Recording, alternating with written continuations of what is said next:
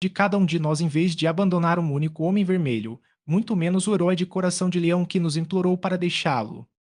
Corte suas correntes, gritei para 2 dos homens vermelhos, enquanto o resto de nós afasta o inimigo. Éramos 10 agora para lutar contra a guarda ocariana, e garanto que aquela antiga torre de vigia nunca menosprezou uma batalha mais disputada do que a que ocorreu naquele dia dentro de suas próprias paredes sombrias.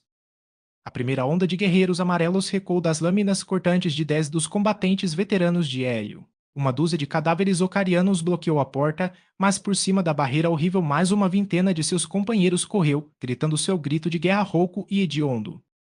Sobre o monte ensanguentado, nós os encontramos, corpo a corpo, esfaqueando onde os quartos estavam muito próximos para cortar, empurrando quando podíamos empurrar um inimigo para o comprimento do braço, e misturado com o grito selvagem do Ocarian surgiram e desceram as palavras gloriosas, para Hélio, por Hélio, e por incontáveis eras estimularam os mais corajosos dos bravos para aqueles atos de bravura que enviaram a fama dos heróis de Hélio por todo o mundo. Agora os grilhões foram atingidos pelo último dos homens vermelhos, e 13 fortes encontramos cada nova carga dos soldados de Salensuzou. Apenas um de nós sangrou de uma vintena de feridas, mas nenhuma havia caído. Do lado de fora, vimos centenas de guardas entrando no pátio e, ao longo do corredor inferior de onde eu havia encontrado meu caminho para o arsenal, podíamos ouvir o barulho do metal e os gritos dos homens. Em um momento, seríamos atacados por 2 lados e, com toda a nossa destreza, não poderíamos esperar resistir às probabilidades desiguais que dividiriam nossa atenção e nosso pequeno número. Para as câmaras superiores. Gritou Tardos Moors, e um momento depois caímos de volta para a pista que levava aos andares acima. Aqui outra batalha sangrenta foi travada com a força de homens amarelos que atacaram o arsenal quando recuamos da porta.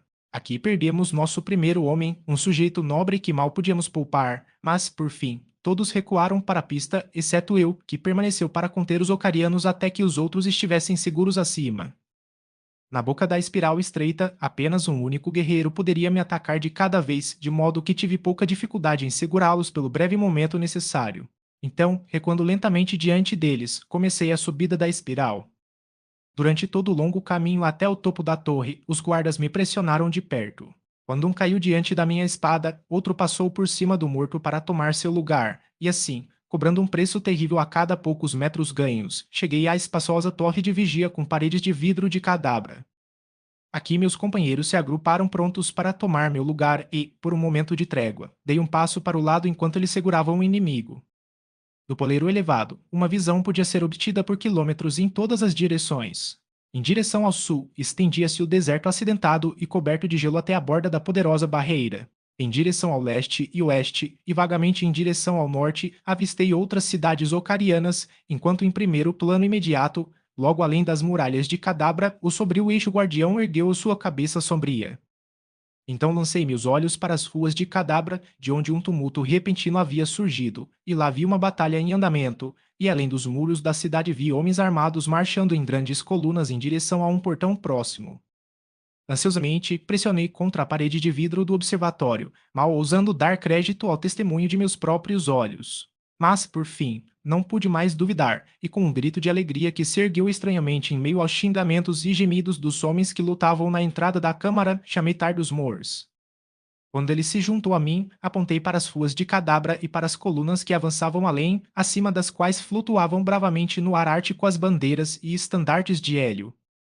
Um instante depois, todos os homens vermelhos na câmara elevada viram a visão inspiradora e um grito de ação de graça surgiu como eu garanto nunca antes ecoado por aquela pilha de pedra milenar. Mas ainda assim devemos lutar, pois embora nossas tropas tivessem entrado em Cadabra, a cidade ainda estava longe da capitulação, nem mesmo o palácio havia sido atacado. Virando e virando, seguramos o topo da pista enquanto os outros se deleitavam com a visão de nossos valentes compatriotas lutando muito abaixo de nós. Agora eles correram para o portão do palácio. Grandes arietes são arremessados contra sua superfície formidável. Agora eles são repelidos por uma chuva mortal de dardos do topo da parede. Mais uma vez eles atacam, mas uma surtida de uma grande força de ocarianos de uma avenida que se cruza amassa a cabeça da coluna e os homens de Hélio caem, lutando sob uma força esmagadora. O portão do palácio se abre e uma força da própria guarda do Jeddah, homens escolhidos da flor do exército ocariano, avança para destruir os regimentos quebrados. Por um momento, Parece que nada poderia evitar a derrota, e então vejo uma figura nobre em cima de um poderoso toate, não um minúsculo toate do Homem Vermelho, mas um de seus enormes primos do fundo do Mar Morto. O guerreiro abre caminho para frente e, atrás dele, reúne os soldados desorganizados de Hélio. Quando ele levanta a cabeça para lançar um desafio aos homens nas paredes do palácio, vejo seu rosto e meu coração se enche de orgulho e felicidade quando os guerreiros vermelhos saltam para o lado de seu líder e recuperam o terreno que haviam acabado de perder. O rosto dele no poderoso Toate é o rosto de meu filho Cartoris de Hélio.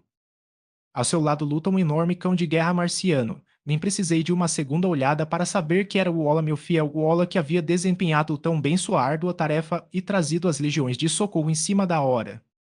Em cima da hora. Quem ainda poderia dizer que não era tarde demais para salvar, mas certamente eles poderiam se vingar.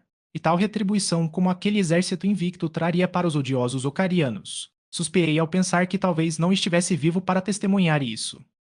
Novamente me virei para as janelas. Os homens vermelhos ainda não haviam forçado a parede externa do palácio, mas estavam lutando nobremente contra o melhor que o cara oferecia, guerreiros valentes que disputavam cada centímetro do caminho.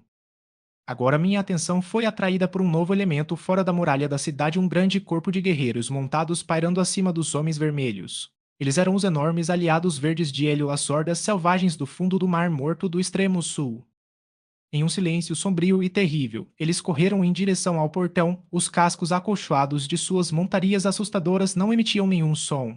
Eles avançaram para a cidade condenada e, enquanto atravessavam a ampla praça diante do palácio do Jedak de Jedax, vi, cavalgando à frente deles, a poderosa figura de seu poderoso líder Tar Starkas, Jedak de Tar. Meu desejo, então, era ser satisfeito, pois eu veria meu velho amigo lutando mais uma vez e, embora não ombro a ombro com ele, eu também estaria lutando pela mesma causa aqui na alta torre de Okar. Bem parecia que nossos inimigos jamais cessariam seus ataques teimosos, pois ainda assim eles vieram, embora o caminho para nossa câmara estivesse frequentemente entupido com os corpos de seus mortos. Às vezes, eles paravam um tempo suficiente para arrastar de volta os cadáveres impeditivos, e então novos guerreiros subiam para provar o cálice da morte. Eu estava me revezando com os outros na defesa da aproximação de nossa retirada elevada quando Mors Kajak, que estava assistindo a batalha na rua abaixo, gritou em voz alta com súbita excitação. Havia uma nota de apreensão em sua voz que me trouxe para o seu lado no instante em que pude passar meu lugar para outro, e quando o alcancei, ele apontou para o lado do deserto de neve e gelo em direção ao horizonte sul. Ai de mim, ele gritou, que eu deveria ser forçado a testemunhar o destino cruel traí-lo sem poder para avisar ou ajudar, mas eles já passaram agora. Quando olhei na direção que ele indicou, vi a causa de sua perturbação.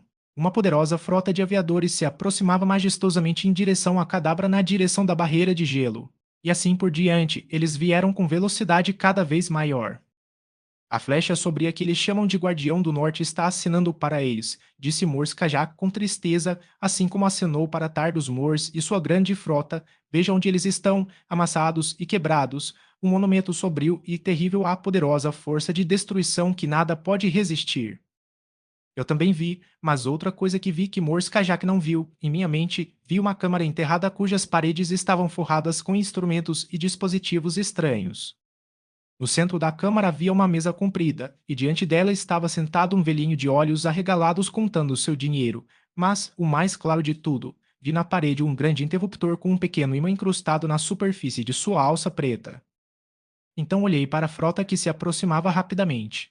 Em 5 minutos, aquela poderosa armada do céu seria dobrada e sucata inútil, deitada na base do poço além da muralha da cidade, e hordas amarelas seriam soltas de outro portão para se precipitar sobre os poucos sobreviventes tropeçando cegamente através da massa de destroços. Então os atos viriam. Estremeci com o pensamento, pois podia imaginar vividamente toda a cena horrível. Sempre fui rápido para decidir e agir. O impulso que me move e o fazer da coisa parecem simultâneos, pois se minha mente passa pela tediosa formalidade do raciocínio, deve ser um ato subconsciente do qual não estou objetivamente ciente. Os psicólogos me dizem que, como o subconsciente não raciocina, um exame muito minucioso de minhas atividades mentais pode ser tudo menos lisonjeiro, mas seja como for, muitas vezes obtive sucesso enquanto o pensador ainda estaria na tarefa interminável de comparar vários julgamentos. E agora a rapidez de ação era o principal essencial para o sucesso da coisa que eu havia decidido. Segurando minha espada com mais firmeza na mão, chamei o Homem Vermelho na abertura da pista para ficar de lado. Caminho para o Príncipe de Hélio, eu gritei, e antes que o atônito Homem Amarelo, cujo infortúnio era estar no final da linha de combate naquele momento em particular, pudesse se recompor, minha espada o decapitou, e eu estava correndo como um touro louco sobre os que estavam atrás dele. Caminho para o Príncipe de Hélio, eu gritei enquanto abria caminho através dos guardas atônitos de Salensuzou. Cortando para a direita e para a esquerda, abri caminho por aquela espiral sufocada pelo guerreiro até que, perto do fundo, os de baixo, pensando que um exército estava descendo sobre eles, se viraram e fugiram. O arsenal do primeiro andar estava vazio quando entrei. O último dos ocarianos havia fugido para o pátio, então ninguém me viu continuar descendo a espiral em direção ao corredor abaixo. Aqui corri tão rápido quanto minhas pernas me levavam em direção aos 5 cantos, e lá mergulhei na passagem que levava à estação do velho avarento. Sem a formalidade de uma batida, entrei na sala. Lá estava sentado o velho à sua mesa, mas quando ele me viu, ele se levantou, desembainhando sua espada. Com pouco mais do que um olhar para ele, saltei para a grande mudança, mas por mais rápido que eu fosse, aquele velho magro estava lá antes de mim. Como ele fez isso, eu nunca saberei, nem parece crível que qualquer criatura nascida em Marte possa se aproximar da velocidade maravilhosa de meus músculos terrenos. Como um tigre, ele se virou para mim, e eu fui rápido em ver por que Solan havia sido escolhido para esse importante dever. Nunca em toda a minha vida vi uma esgrima tão maravilhosa e uma agilidade tão estranha como aquela antiga bolsa de ossos exibida. Ele estava em 40 lugares ao mesmo tempo, e antes que eu tivesse meia chance de acordar para o meu perigo, ele parecia ter feito de mim um macaco, e um macaco morto. É estranho como condições novas e inesperadas trazem à tona uma capacidade inimaginável de enfrentá-las. Naquele dia, na câmara enterrada sob o palácio de Salensuzou, aprendi o que significava esgrima e a que alturas de domínio da espada eu poderia alcançar quando confrontado com um mago da lâmina como Solan. Por um tempo, ele gostou de ter me superado, mas logo as possibilidades latentes que devem ter estado adormecidas dentro de mim por toda a vida vieram à tona, e lutei como nunca sonhei que um ser humano pudesse lutar. Que aquele duelo real tenha ocorrido nos recessos escuros de um porão, sem um único olhar apreciativo para testemunhá-lo, sempre me pareceu quase uma calamidade mundial, pelo menos do ponto de vista barçomiano, onde a luta sangrenta é a primeira e maior consideração de indivíduos, nações e raças. Eu estava lutando para alcançar o interruptor, solando para me impedir, e, embora não estivéssemos a 1 metro dele, não consegui vencer 1 centímetro em direção a ele, pois ele me forçou a recuar 1 centímetro nos primeiros 5 minutos de nossa batalha. Eu sabia que, se fosse jogá-lo a tempo de salvar a frota que se aproximava, isso deveria ser feito nos próximos segundos, então tentei minhas velhas táticas de corrida, mas eu poderia muito bem ter corrido para uma parede de tijolos por tudo que Solan cedeu. Na verdade, cheguei perto de me empalar em seu ponto por minhas dores, mas o direito estava do meu lado, e acho que isso deve dar a um homem maior confiança do que se ele soubesse que estava lutando por uma causa perversa. Pelo menos, eu não queria confiança, e quando corri Solan em seguida, foi para um lado com confiança implícita de que ele deveria se virar para enfrentar minha nova linha de ataque, e ele virou, de modo que agora lutamos com nossos lados em direção ao cobiçado objetivo. A grande mudança estava ao meu alcance à minha direita. Descobrir meu peito por um instante teria sido cortejar a morte súbita, mas não vi outra maneira senão arriscar, se ao fazê-lo eu pudesse resgatar aquela frota que se aproximava, e socorrendo, e assim, em face de um golpe de espada perverso, estendi a mão e peguei o grande interruptor, um golpe repentino que o soltou de seu assento. Solan ficou tão surpreso e horrorizado que se esqueceu de terminar seu golpe. Em vez disso, ele girou em direção ao interruptor com um grito alto, um grito que foi o último, pois antes que sua mão pudesse tocar a alavanca que procurava, a ponta da minha espada havia passado por seu coração. Mas o último grito alto de Solan não foi sem efeito, pois um momento depois uma dúzia de guardas irrompeu na câmara, embora não antes de eu ter dobrado e demolido o grande interruptor, que ele não pudesse ser usado novamente para transformar a poderosa corrente no poderoso imã de destruição que controlava.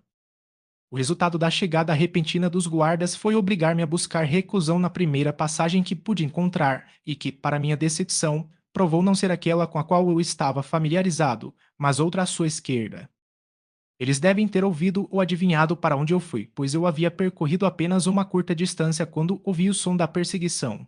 Eu não tinha intenção de parar e lutar contra esses homens aqui quando havia muitos combates em outras partes da cidade de Cadabra, combates que poderiam ser muito mais úteis para mim e para os meus do que tirar vidas inúteis muito abaixo do palácio. Mas os companheiros estavam me pressionando, e como eu não conhecia o caminho, logo vi que eles me alcançariam, a menos que eu encontrasse um lugar para me esconder até que eles passassem, o que me daria a oportunidade de voltar pelo caminho de onde vim e recuperar a torre, ou possivelmente encontrar uma maneira de chegar às ruas da cidade.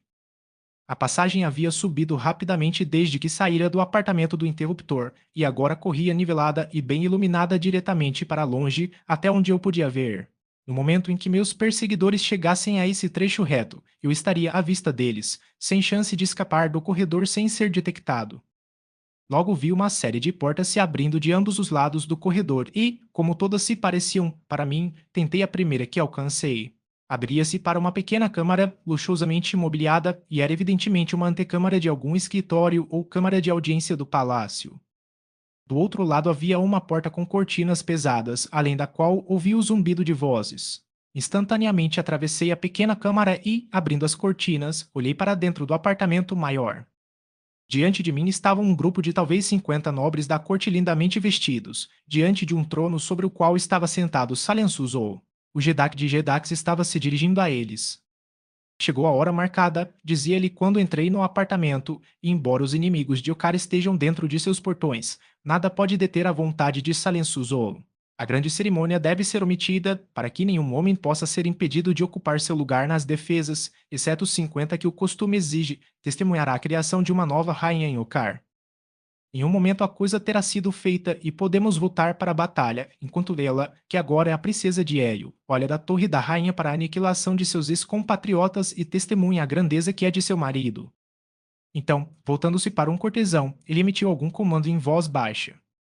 O endereçado correu para uma pequena porta na extremidade da câmara e, abrindo-a, gritou: Caminho para Dejatoris, futura rainha de Okar. Imediatamente dois guardas apareceram arrastando a noiva relutante em direção ao altar. Suas mãos ainda estavam algemadas atrás dela, evidentemente para evitar o suicídio. Seu cabelo desgrenhado e peito ofegante indicavam que, por mais acorrentada que estivesse, ainda havia lutado contra o que eles fariam com ela.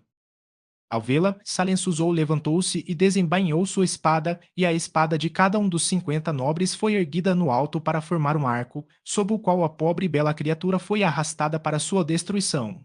Um sorriso sombrio se forçou aos meus lábios enquanto eu pensava no rude despertar que estava reservado para o governante de Okar, e meus dedos coçando acariciaram o punho da minha espada ensanguentada. Enquanto observava a procissão que se movia lentamente em direção ao trono, uma procissão que consistia em apenas um punhado de sacerdotes, que seguiam Dejatoris e os dois guardas, tive um vislumbre fugaz de um rosto negro espiando por trás das cortinas que cobriam a parede atrás do estrado sobre o qual estava Salensuzol esperando sua noiva. Agora os guardas estavam forçando a princesa de Hélio a subir alguns degraus ao lado do tirano de Okar, e eu não tinha olhos nem pensamentos para mais nada. Um padre abriu um livro e, levantando a mão, começou a cantar um ritual de cantar. Salensuzou pegou a mão de sua noiva. Eu pretendia esperar até que alguma circunstância me desse uma esperança razoável de sucesso, pois, mesmo que toda a cerimônia fosse concluída, não poderia haver casamento válido enquanto eu vivesse.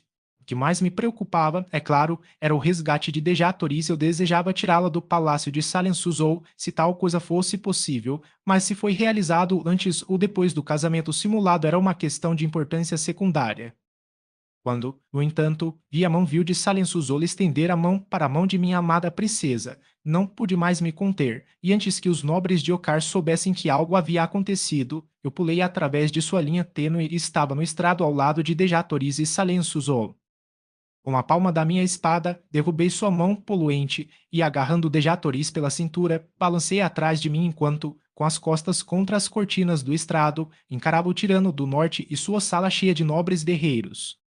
O Jedak de Jedax era uma grande montanha de homem e uma besta grosseira e brutal de homem, e enquanto ele se elevava acima de mim ali, seus ferozes bigodes negros e bigode eriçados de raiva, posso imaginar que um guerreiro menos experiente poderia ter tremido diante dele. Com um rosnado, ele saltou em minha direção com a espada nua, mas se Salensuzol era um bom espadachim ou um pobre, eu nunca soube, pois com Dejatoris às minhas costas eu não era mais humano, eu era um super-homem, e nenhum homem poderia ter resistido a mim então. com um único, baixo, para a princesa de Hélio. Passei minha lâmina direto pelo coração podre do governante podre de Ocar e, diante dos rostos brancos e desenhados de seus nobres, Salensuzou rolou, sorrindo em uma morte horrível, até o pé dos degraus abaixo de seu trono de casamento. Por um momento, um silêncio tenso reinou na sala nupcial. Então os 50 nobres correram sobre mim. Lutamos furiosamente, mas a vantagem era minha, pois eu estava em uma plataforma elevada acima deles, e lutei pela mulher mais gloriosa de uma raça gloriosa, e lutei por um grande amor e pela mãe de meu filho. E atrás do meu ombro, na cadência prateada daquela voz querida, ergueu-se o bravo hino de batalha de Hélio, que as mulheres da nação cantam enquanto seus homens marcham para a vitória. Só isso foi suficiente para me inspirar a vitória sobre probabilidades ainda maiores, e eu realmente acredito que eu deveria ter superado toda a sala cheia de guerreiros amarelos naquele dia na câmara nupcial do Palácio de Cadabra se a interrupção não tivesse vindo em meu auxílio. Rápida e furiosa foi a luta quando os nobres de Salensuzou saltaram, uma e outra vez, subindo os degraus diante do trono apenas para recuar diante de uma mão de espada que parecia ter ganhado uma nova magia de sua experiência com o astuto Solan. Dois estavam me pressionando tão perto que não pude me virar quando ouvi um movimento atrás de mim e notei que o som do hino de batalha havia cessado. Dejatoriz estava se preparando para tomar seu lugar ao meu lado? Filha heróica de um mundo heróico. Não seria diferente dela ter agarrado uma espada e lutado ao meu lado, pois, embora as mulheres de Marte não sejam treinadas nas artes da guerra, o espírito é delas, e elas são conhecidas por fazer exatamente isso em inúmeras ocasiões. Mas ela não veio e eu estava feliz, pois teria dobrado meu fardo em protegê-la antes que eu pudesse forçá-la a voltar para fora de perigo. Ela deve estar contemplando alguma estratégia astuta, pensei, então lutei seguro na crença de que minha princesa divina estava logo atrás de mim. Por meia hora, pelo menos, devo ter lutado lá contra os nobres de Ocar antes que alguém colocasse um pé no estrado onde eu estava, e então, de repente, tudo o que restava dele se formou abaixo de mim para uma última carga louca e desesperada, mas mesmo quando avançaram, a porta na outra extremidade da câmara se abriu e um mensageiro de olhos arregalados saltou para dentro da sala. O Jedak de Jedax. Ele gritou. Onde está o Jedak de Jedax? A cidade caiu diante das hordas de além da barreira, e agora o grande portão do próprio palácio foi forçado e os guerreiros do sul estão invadindo seus recintos sagrados. Onde está Salensuzol? Só ele pode reviver a coragem enfraquecida de nossos guerreiros. Só ele pode salvar o dia para Ocar. Onde está Salensuzol? Os nobres se afastaram do cadáver de seu governante e um deles apontou para o cadáver sorridente. O mensageiro cambaleou para trás horrorizado, como se tivesse levado um golpe no rosto. Então voem, nobres de Ocar. Ele gritou, pois nada pode salvá-los. Eles vêm. Enquanto ele falava, ouvimos o rugido profundo de homens furiosos do corredor do lado de fora e o barulho de metal e o barulho de espadas. Sem outro olhar para mim, que havia ficado como espectador da cena trágica, os nobres se viraram e fugiram do apartamento por outra saída. Quase imediatamente, uma força de guerreiros amarelos apareceu na porta pela qual o mensageiro havia chegado. Eles estavam recuando em direção ao apartamento, resistindo teimosamente ao avanço de um punhado de homens vermelhos que os enfrentaram e os forçaram lenta mas inevitavelmente a recuar. Acima das cabeças dos competidores, pude ver de minha estação elevada no estrado o rosto de meu velho amigo Cantus Khan. Ele estava liderando o pequeno grupo que havia conquistado seu caminho até o coração do palácio de Salensuzou. Em um instante, vi que, atacando os ocarianos pela retaguarda, eu poderia desorganizá-los tão rapidamente que sua resistência seria de curta duração, e com essa ideia em mente saltei do estrado, lançando uma palavra de explicação para Dejatoriz por cima do ombro, embora não me virei para olhar para ela. Comigo mesmo sempre entre seus inimigos e ela, e com Cantus Khan e seus guerreiros conquistando o apartamento, não poderia haver perigo para Dejatoriz ficar ali sozinho ao lado do trono. Eu queria que os homens de Hélio me vissem e soubessem que sua amada princesa também estava aqui, pois sabia que esse conhecimento os inspiraria a atos de bravura ainda maiores do que haviam realizado no passado, embora grandes devam ter sido aqueles que conquistaram para eles um caminho para o palácio quase inexpugnável do tirano do norte. Quando atravessei a câmara para atacar os cadabrãs pela retaguarda, uma pequena porta à minha esquerda se abriu e, para minha surpresa, revelou as figuras de Matai Shang, pai de Terence e Faidor, sua filha, espiando para dentro da sala. Uma rápida olhada sobre eles tomaram. Seus olhos pousaram por um momento, arregalados de horror, sobre o cadáver de Salensuzou, sobre o sangue que carmesim no chão, sobre os cadáveres dos nobres que haviam caído grossos diante do trono, sobre mim e sobre os guerreiros que lutavam na outra porta. Eles não tentaram entrar no apartamento, mas examinaram todos os cantos de onde estavam. Então, quando seus olhos procuraram toda a sua área, um olhar de raiva feroz se espalhou pelas feições de Matai Shan, e um sorriso frio e astuto tocou os lábios de Faidor. Então eles se foram, mas não antes de uma risada zombeteira ser jogada diretamente na minha cara pela mulher. Eu não entendia então o significado da raiva de Matai Shan ou do prazer de Faidor, mas sabia que nenhum dos dois era um bom presságio para mim. Um momento depois, eu estava nas costas dos homens amarelos e, quando os homens vermelhos de Hélio me viram acima dos ombros de seus antagonistas, um grande grito ecoou pelo corredor e, por um momento, abafou o barulho da batalha. Para o príncipe de Hélio, eles gritaram. Para o príncipe de Hélio. E, como leões famintos sobre suas presas, eles caíram mais uma vez sobre os enfraquecidos guerreiros do norte. Os homens amarelos, encurralados entre dois inimigos, lutaram com o desespero que a total desesperança muitas vezes induz. Lutei como deveria ter lutado se estivesse em seu lugar, com a determinação de levar comigo tantos inimigos quando eu morresse quanto estivesse ao alcance do meu braço de espada. Foi uma batalha gloriosa, mas o fim parecia inevitável, quando logo do corredor atrás dos homens vermelhos veio um grande corpo de guerreiros amarelos reforçando. Agora as mesas se invertiam, e eram os homens de Hélio que pareciam condenados a serem moídos entre duas pedras de moinho. Todos foram obrigados a se voltar para enfrentar esse novo ataque por uma força muito superior, de modo que para mim foram deixados os remanescentes dos homens amarelos dentro da sala do trono. Eles me mantiveram ocupado também, tão ocupado que comecei a me perguntar se de fato deveria acabar com eles. Lentamente, eles me pressionaram de volta para a sala e, quando todos passaram atrás de mim, um deles fechou e trancou a porta, efetivamente bloqueando o caminho contra os homens de Cantus Khan. Foi uma jogada inteligente, pois me colocou à mercê de uma dúzia de homens dentro de uma câmara da qual a assistência estava bloqueada e deu aos homens vermelhos no corredor além de nenhuma via de fuga caso seus novos antagonistas os pressionassem muito de perto. Mas eu mesmo enfrentei adversidades mais pesadas do que as que estavam contra mim naquele dia, e sabia que Cantus Khan havia lutado para sair de uma centena de armadilhas mais perigosas do que aquela em que estava agora. Portanto, foi sem sentimentos de desespero que voltei minha atenção para os negócios do momento. Constantemente meus pensamentos se voltavam para Dejatoris, e eu ansiava pelo momento em que, com a luta terminada, eu pudesse envolvê-la em meus braços e ouvir mais uma vez as palavras de amor que me foram negadas por tantos anos. Durante a luta na câmara, não tive nenhuma única chance de dar uma olhada nela, onde ela estava atrás de mim ao lado do trono do governante morto. Eu me perguntei por que ela não me incentivava mais com os acordes do hino marcial de Hélio, mas eu não precisava de mais do que o conhecimento de que estava lutando para que ela trouxesse o melhor que há em mim. Seria cansativo narrar os detalhes dessa luta sangrenta, de como lutamos desde a porta, toda a extensão da sala até o pé do trono antes que o último dos meus antagonistas caísse com minha lâmina perfurando o seu coração. Então, com um grito de alegria, irei-me com os braços estendidos para agarrar minha princesa e, enquanto meus lábios sufocavam os dela, colheriam a recompensa que seria 3 vezes mais ampla pelos encontros sangrentos pelos quais eu havia passado por ela, querida, do Polo Sul para o Norte. O grito de alegria morreu, congelado em meus lábios. Meus braços caíram flácidos e sem vida para os lados. Como alguém que cambaleia sob o fardo de uma ferida mortal, subi cambaleando os degraus diante do trono. Dejatori se foi. Com a percepção de que Dejatoris não estava mais dentro da sala do trono, veio a lembrança tardia do rosto sombrio que eu havia vislumbrado espiando por trás das cortinas que apoiaram o trono de Salensuzou no momento em que cheguei pela primeira vez tão inesperadamente à estranha cena que estava sendo encenada dentro da câmara. Porque a visão daquele semblante maligno não me avisou para maior cautela, porque permiti que o rápido desenvolvimento de novas situações apagasse a lembrança daquele perigo ameaçador?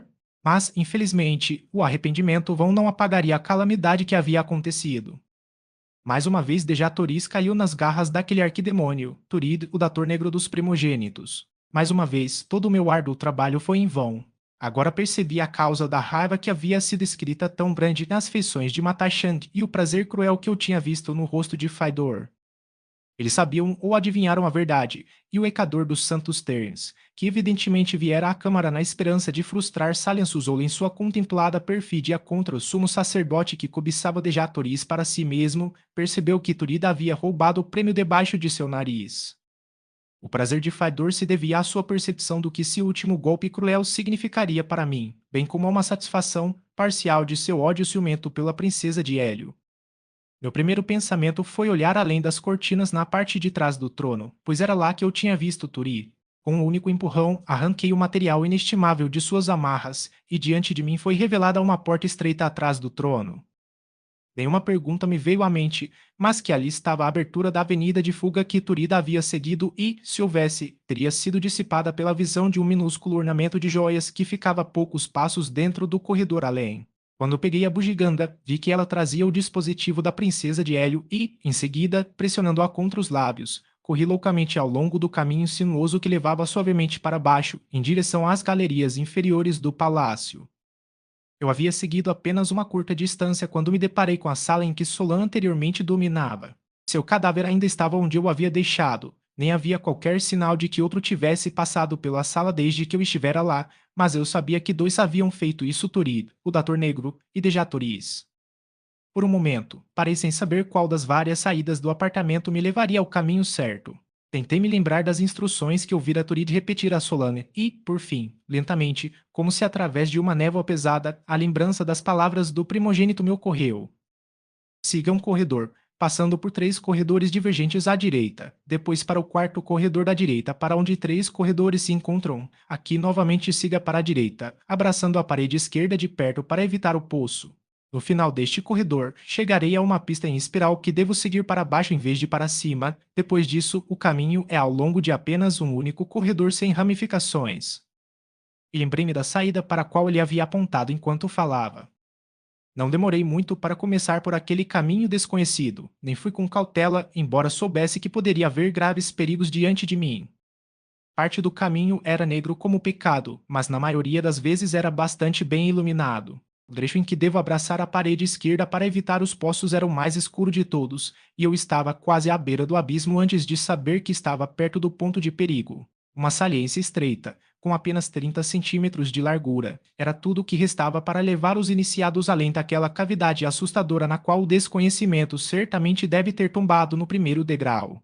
Mas, finalmente, eu havia vencido com segurança além dele, e então uma luz fraca tornou o equilíbrio do caminho claro, até que, no final do último corredor, saí de repente para o brilho do dia em um campo de neve e gelo. Vestida para a atmosfera calorosa da cidade de estufa de Cadabra, a mudança repentina para a frigidez ártica foi tudo menos agradável, mas o pior de tudo era que eu sabia que não poderia suportar o frio intenso, quase nu como estava, e que pereceria antes mesmo de poder ultrapassar Turid e Dejatoris.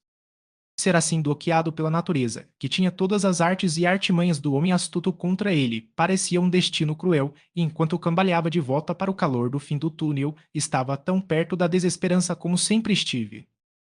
Eu não tinha de forma alguma desistido de minha intenção de continuar a perseguição, pois se fosse necessário eu iria em frente, embora eu perecesse antes de alcançar meu objetivo, mas se houvesse uma maneira mais segura, valeria a pena tentar descobri-la para que eu pudesse voltar para o lado de Dejatoris em condições adequadas para lutar por ela. Mal voltei ao túnel, tropecei em uma parte de uma roupa de pele que parecia presa ao chão do corredor perto da parede. Na escuridão, não pude ver o que o segurava, mas tateando com as mãos descobri que estava preso sob o fundo de uma porta fechada. Empurrando o portal para o lado, encontrei-me no limiar de uma pequena câmara cujas paredes eram forradas com ganchos dos quais dependiam trajes completos ao ar livre dos homens amarelos.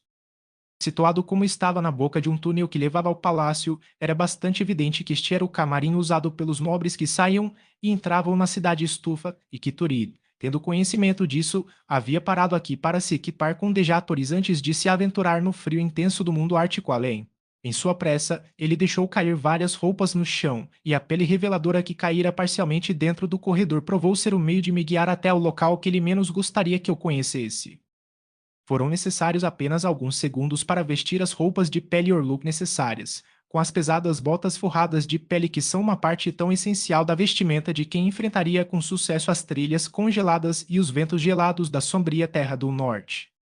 Mais uma vez, ultrapassei a boca do túnel para encontrar os rastros frescos de Turid e de Jatoris na neve recém-caída. Agora, finalmente, minha tarefa era fácil, pois embora as coisas fossem difíceis ao extremo, eu não estava mais atormentado por dúvidas quanto à direção que deveria seguir ou assediado pela escuridão ou perigos ocultos. Através de um desfiladeiro coberto de neve, o caminho levava ao cume de colinas baixas. Além disso, mergulhou novamente em outro desfiladeiro, apenas para subir um quarto de milha mais adiante em direção a uma passagem que contornava o flanco de uma colina rochosa. Eu podia ver pelos sinais daqueles que tinham ido antes que quando Dejatoris tinha andado, ela estava continuamente se segurando e que o homem negro tinha sido obrigado a arrastá-la. Por outros trechos, apenas suas pegadas eram visíveis, profundas e próximas na neve pesada, e eu sabia por esses sinais que ele havia sido forçado a carregá-la, e eu podia muito bem imaginar que ela havia lutado ferozmente com ele a cada passo do caminho. Ao contornar o promontório saliente do ombro da colina, vi o que acelerou meus pulsos e fez meu coração bater alto, pois dentro de uma pequena bacia entre a crista desta colina e a próxima estavam 4 pessoas diante da boca de uma grande caverna, e ao lado deles sobre a neve reluzente repousava um voador que evidentemente acabara de ser arrastado de seu esconderijo. Os 4 eram Dejatoris, Faidor, Turid e Matai Shan. Os 2 homens estavam envolvidos em uma discussão acalorada, o pai de Ternes ameaçando, enquanto o negro zombava dele enquanto ele fazia o trabalho em que estava envolvido. Enquanto eu me arrastava em direção a eles com cautela para chegar o mais perto possível antes de ser descoberto, vi que finalmente os homens pareciam ter chegado a algum tipo de compromisso, pois com a ajuda de Faidor ambos começaram a arrastar o resistente Dejatoris para o convés do aviador. Aquiles a fizeram jejuar, então os dois desceram novamente ao chão para completar os preparativos para a partida. Faidor entrou na pequena cabine no convés do navio.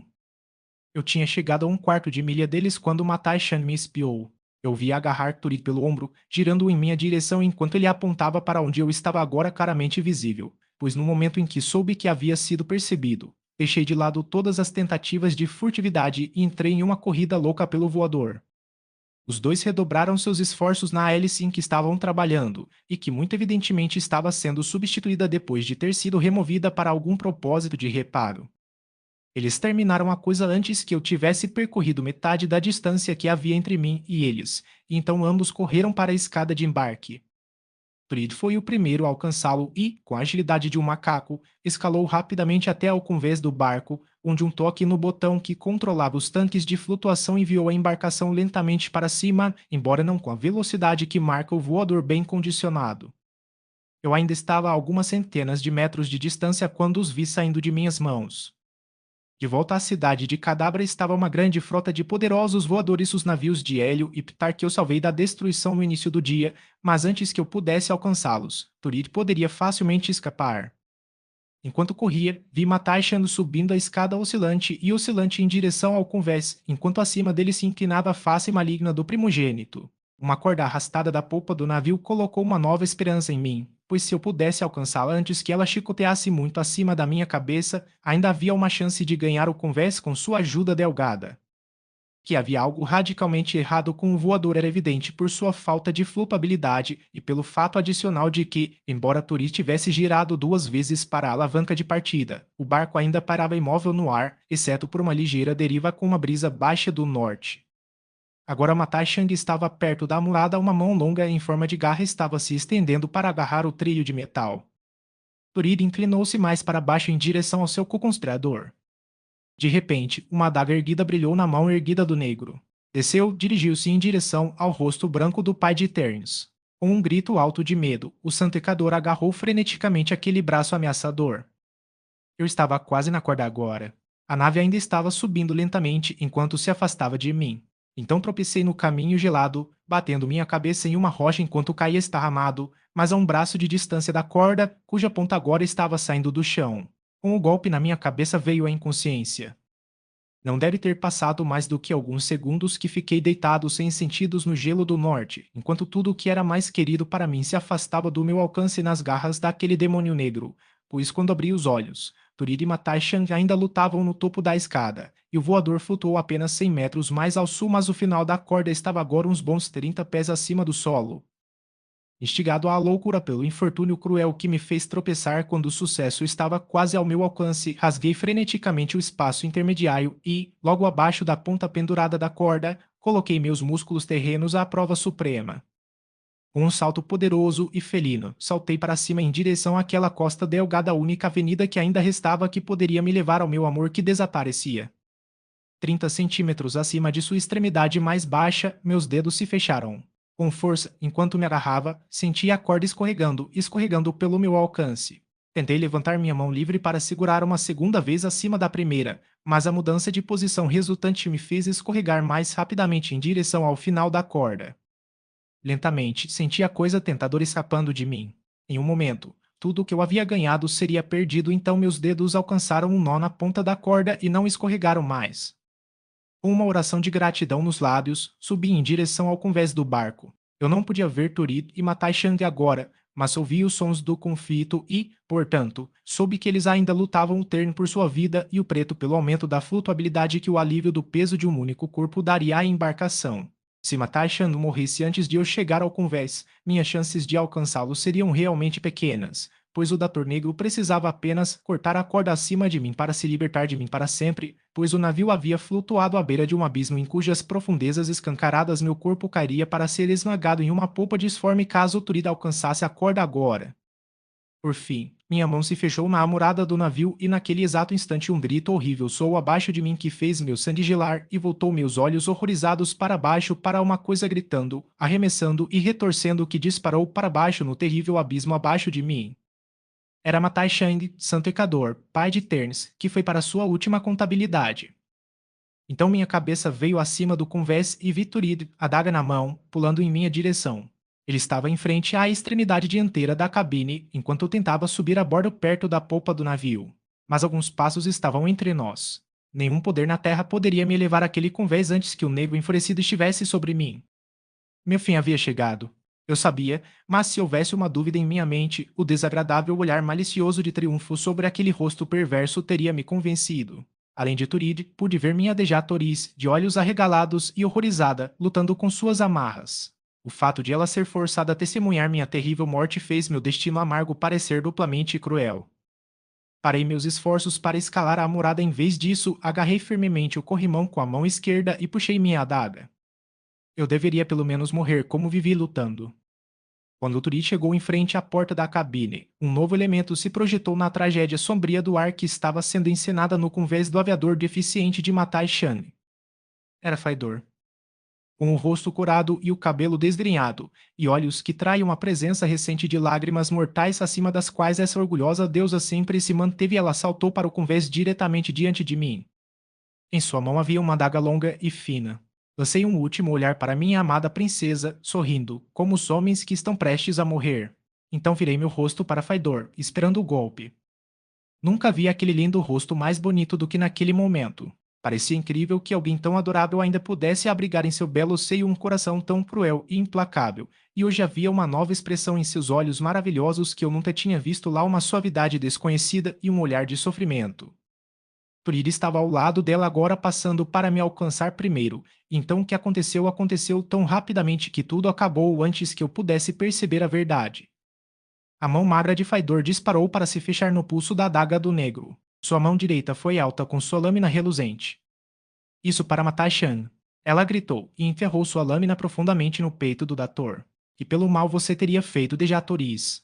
E novamente o aço afiado afundou na carne ensanguentada. Isso e aquilo.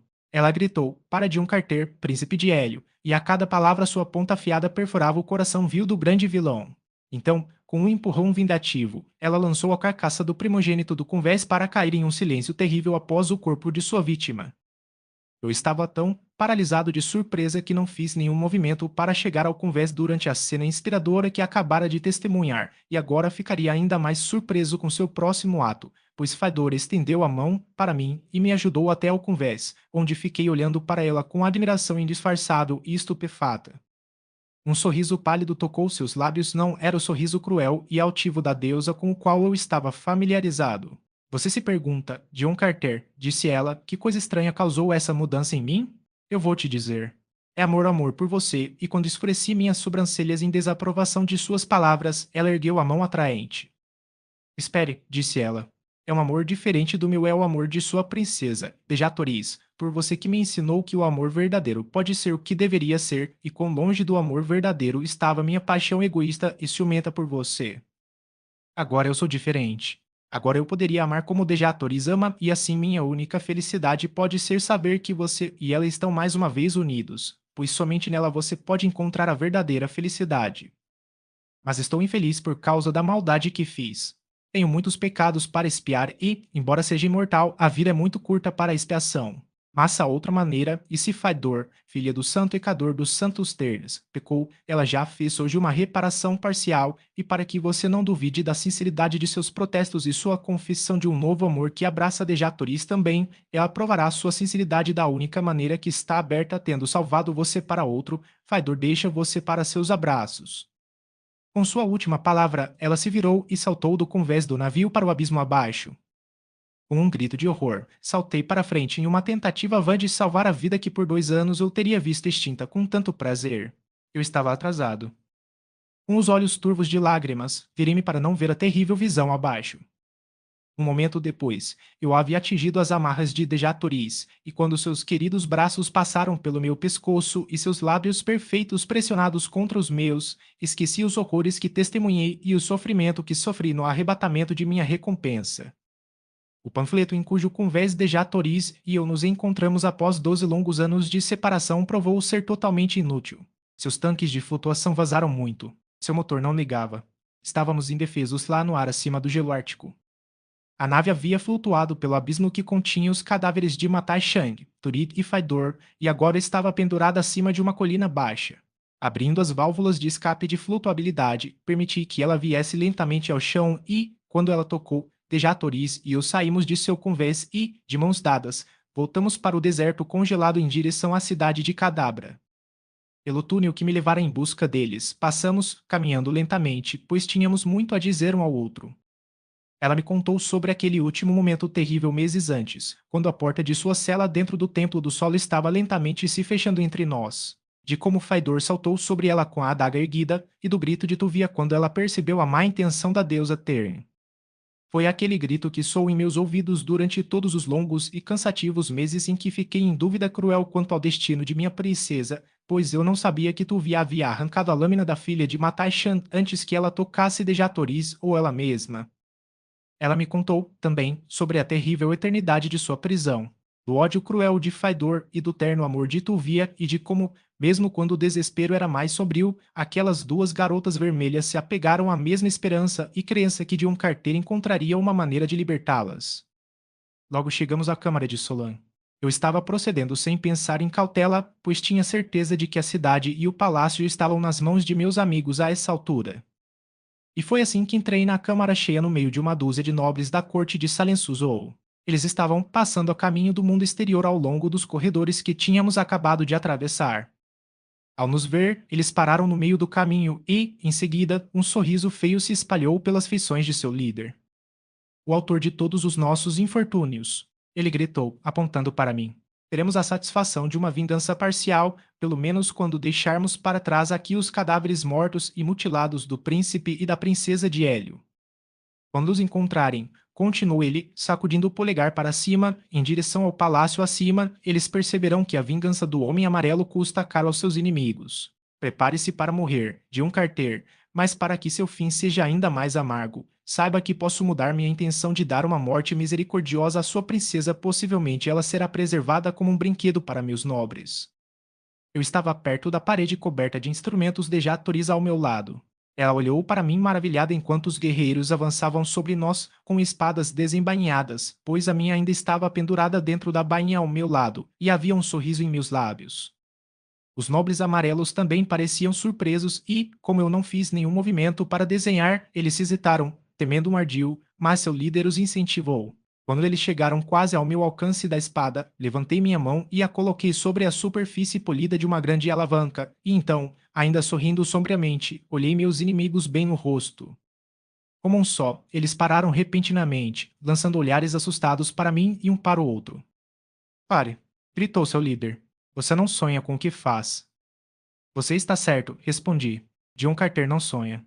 Ele sabe que se um de vocês der mais um passo em direção a Dejatoris, princesa de Eio, eu puxo essa alavanca e ela e eu morreremos juntos, mas não morreremos sozinhos. Os nobres se encolheram, sussurrando juntos por alguns momentos. Por fim, seu líder se virou para mim. Siga seu caminho, John Carter, disse ele, e nós seguiremos o nosso. Os prisioneiros não seguem seu próprio caminho, respondi, e vocês são prisioneiros do príncipe de Hélio. Antes que pudessem responder, uma porta do lado oposto do apartamento se abriu e uma vintena de homens amarelos entrou no apartamento. Por um instante, os nobres pareceram aliviados. Então, quando seus olhos caíram sobre o líder do novo grupo, seus rostos caíram, pois ele era Talu, príncipe rebelde de Marentina, e eles sabiam que não podiam esperar ajuda nem misericórdia de suas mãos. Muito bem, John Carter, ele gritou. Você vira seu próprio poder contra eles. Felizmente para o cara que você estava aqui para impedir a fuga deles, pois esses são os maiores vilões ao norte da barreira de gelo, e este apontando para o líder do grupo teria se tornado Jedak de Jedax no lugar do morto Salen Suzou. Então, de fato, teríamos um governante mais vil do que o odiado tirano que caiu diante de sua espada. Os nobres ocarianos agora se submeteram à prisão, já que nada além da morte os enfrentaria se resistissem, e, escutados pelos guerreiros de Talu, seguimos para a grande câmara de audiência que havia sido de Salensuzou. Aqui estava um vasto concurso de guerreiros. Homens vermelhos de Hélio e Ptart, homens amarelos do norte, acotovelando-se com os negros dos primogênitos que vieram sob meu amigo Shodar para ajudar na busca por mim e minha princesa. Havia guerreiros selvagens e verdes do fundo do Mar Morto do Sul, e um punhado de ternes de pele branca que renunciaram à sua religião e juraram lealdade a Shodar. Havia tardos Mors e Mors Kajak, e alto e poderoso em suas lindas armadilhas de guerreiro, Cartoris, meu filho. Esses três caíram sobre Dejatoris quando entramos no apartamento e, embora a vida e o treinamento dos marcianos reais não tendam a demonstrações vulgares, pensei que eles a sufocariam com seus abraços. E havia Tars Tarkas, Jedak de Tark e Cantuscan, meus velhos amigos, e pulando e rasgando meus arreios na exuberância de seu grande amor estava o querido velho Uola frenético louco de felicidade.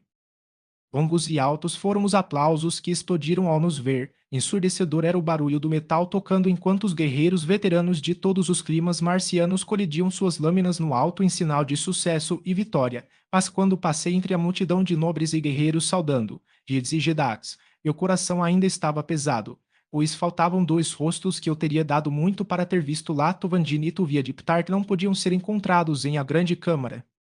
Fiz perguntas a respeito deles entre homens de todas as nações e, por fim, de um dos prisioneiros de guerra amarelos, soube que eles haviam sido apreendidos por um oficial do palácio enquanto tentavam chegar ao Poço da Abundância enquanto eu estava preso lá.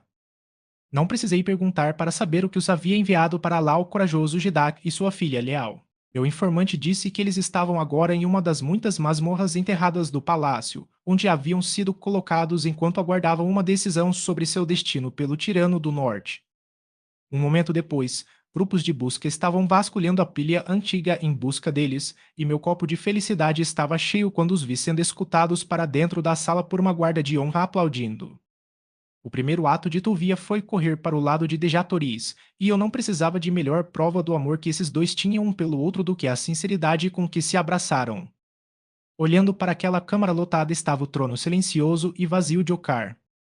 De todas as cenas estranhas que deve ter testemunhado desde aquela era morta há muito tempo que viu pela primeira vez um Jedak de Jedak sentar-se sobre ela, nenhuma pode se comparar àquela que agora olhava para baixo, e enquanto eu ponderava sobre o passado e o futuro daquela raça muito enterrada de homens amarelos de barba negra, pensei ter visto uma existência mais brilhante e útil para eles entre a grande família de nações amigas que agora estendia-se do Polo Sul quase até suas portas.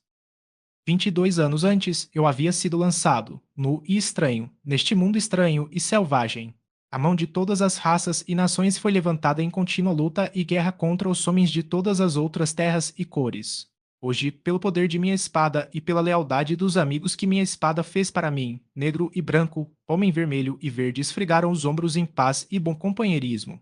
Todas as nações de Barsum ainda não eram uma só, mas um grande passo à frente em direção a esse objetivo havia sido dado, e agora, se eu pudesse cimentar a feroz raça amarela nessa solidariedade de nações, sentiria que havia completado um grande trabalho de vida e pago a Marte pelo menos uma parte da imensa dívida de gratidão que eu devia a ela por ter me dado meu Dejatoris. E enquanto pensava, vi apenas um caminho e um único homem que poderia garantir o sucesso de minhas esperanças. Como sempre acontece comigo, agi como sempre ajo sem deliberação e sem consulta. Aqueles que não gostam de meus planos e de minhas maneiras de promovê-los sempre têm suas espadas ao lado para apoiar sua desaprovação, mas agora parecia não haver voz dissidente, quando, agarrando Talu pelo braço, saltei para o trono que antes fora de Salensuzou. Guerreiros de Barsum, gritei, Cadabra caiu e com ela o odioso tirano do norte, mas a integridade de Okar deve ser preservada. Os homens vermelhos são governados por Jedaks vermelhos. Os guerreiros verdes dos mares antigos não reconhecem ninguém além de um governante verde. Os primogênitos do Polo Sul tomam sua lei do Shodar negro. Venceria do interesse do homem amarelo ou vermelho se um Jedak vermelho se sentasse no trono de Okar. Há apenas um guerreiro mais adequado para o antigo e poderoso título de Jedak de Jedaks do Norte. Homens de Okar, levantem suas espadas para seu novo governante Talu, o príncipe rebelde de Marentina. Então um grande grito de regozijo se levantou entre os homens livres de Marentina e os prisioneiros de Cadabran, pois todos pensavam que os homens vermelhos manteriam o que haviam tomado pela força das armas, pois esse era o caminho para Barson e que eles deveriam ser governados doravante por um Jedak estrangeiro. Os guerreiros vitoriosos que seguiram Cartori juntaram-se à demonstração louca e, em meio à confusão selvagem, ao tumulto e aos aplausos, Dejatoris e eu passamos para o lindo jardim dos Jedaks que enfeita o pátio interno do palácio de Cadabra. Em nossos calcanhares caminhava Goola e sobre um assento esculpido de beleza maravilhosa sob um carmanchão de flores roxas, vimos dois que nos precederam Tuvia de Ptark e Cartoris de Hélio. A bela cabeça do belo jovem estava curvada acima do belo rosto de seu companheiro. Olhei para Dejatoris, sorrindo, e quando a aproximei de mim, sussurrei: por que não? De fato, por que não? O que importa as idades neste mundo de juventude perpétua?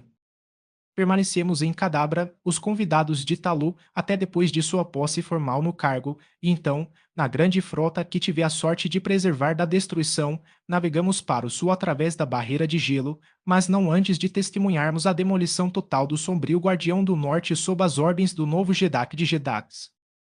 Doravante, disse ele, quando o trabalho foi concluído, as frotas dos homens vermelhos e negros estão livres para ir e vir através da barreira de gelo como sobre suas próprias terras.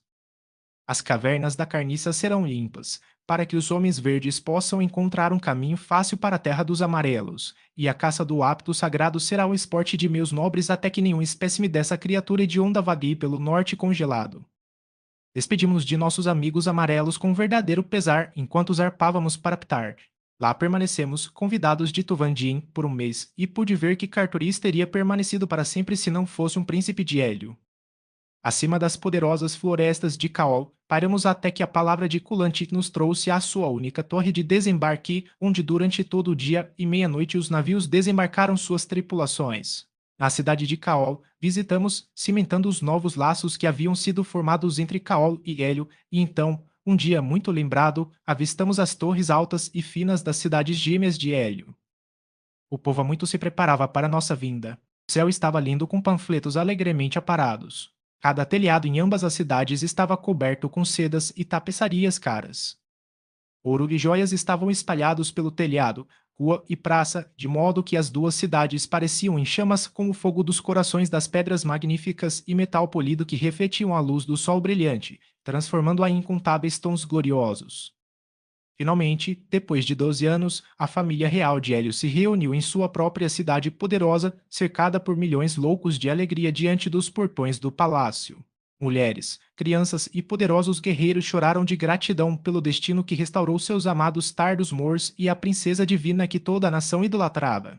Nem nenhum de nós que estivera naquela expedição de perigo e glória indescritíveis carecia de aplausos. Naquela noite, o mensageiro veio a mim enquanto eu estava sentado com Dejatoris e Cartoris no telhado do palácio da minha cidade, onde há muito tempo havíamos feito um lindo jardim para que nós três pudéssemos encontrar reclusão e felicidade silenciosa entre nós, longe da pompa e cerimônia da corte, para nos convocar ao templo da recompensa onde alguém deve ser julgado esta noite, a intimação concluiu. Quebrei a cabeça para tentar determinar que caso importante poderia estar pendente que pudesse chamar a família real de seus palácios na véspera de seu retorno a Hélio após anos de ausência, mas quando o Jedak convoca, nenhum homem demora. Quando nosso aviador tocou o palco de pouso no topo do templo, vimos inúmeras outras naves chegando e partindo. Nas ruas abaixo, uma grande multidão avançou em direção aos grandes portões do templo. Lentamente, veio-me a lembrança da condenação adiada que me esperava desde aquela época em que fui julgado aqui no templo por Zat-Charras pelo pecado de retornar do Valedor e do Mar Perdido de Cruz. Seria possível que o estrito senso de justiça que domina os homens de Marte os tivesse levado a ignorar o grande bem que havia saído de minha heresia? Eles poderiam ignorar o fato de que a mim, e somente a mim, foi devido o resgate de Cartoris, de Dejatoris, de Mors Kajak, de Tardos Mors. Eu não podia acreditar, e ainda com que outro propósito eu poderia ter sido convocado ao Templo da Recompensa imediatamente após o retorno de Tardos Mors ao seu trono? Minha primeira surpresa ao entrar no templo e me aproximar do trono da justiça foi notar os homens que estavam sentados lá como juízes. Havia Kulantit, Chedak de Kaol, que tínhamos acabado de deixar dentro de seu próprio palácio alguns dias depois. Havia Tuvandin, Chedak de Ptart, como ele chegou a Hélio assim que nós. Havia Tars Tarkas, Chedak de Tark, e Shodar, Chedak dos primogênitos. Havia Talu, Chedak de Jedak